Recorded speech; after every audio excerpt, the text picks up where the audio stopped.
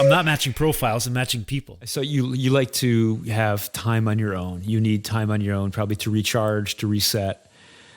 And probably, back growing up, you didn't have any time on your own. There was a small area with people everywhere, right?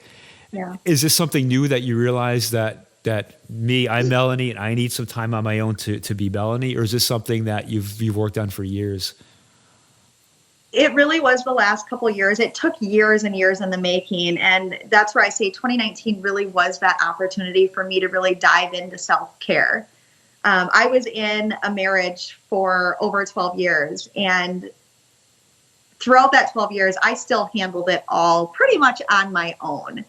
And so after I went through, divorce and, that stage of like rediscovering who I am, I really honed in on what I was missing. And what I was missing was Melanie time. It's really easy for parents to just get so caught up in needing to do every single thing. And especially when you're single and on your own, you're going to have that feeling all the time. And so I really just started honestly setting boundaries at home over the last couple of years, because it's easy for your kids to say, Mom, I need this, I need more, I need that, I want to go here, I want to go there. And I would always want to give in. And it really, got me to a place of just pure exhaustion. I have 3 kids that are in sports almost every single day.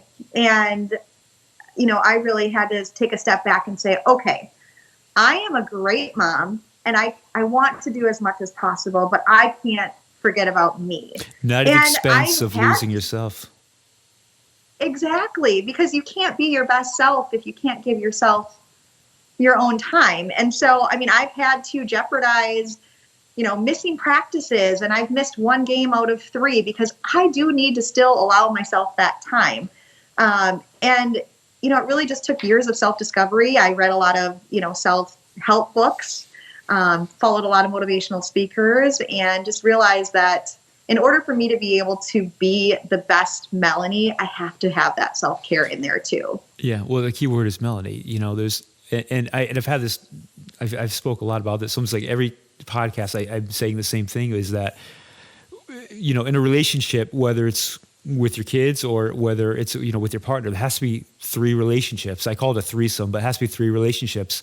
The one with yourself, your partner or your kids with themselves, and then the 2 of you together. And I've had in my past relationships of attachment issues, of codependency, until I've kind of gone through my journey of realizing I don't want to lose myself again in another relationship. I need to continue the relationship with myself, and then come together. And it's that much more of a beautiful place to be once you still have yourself and you're not losing yourself completely. And I think it applies not just to relationships, but to kids as well.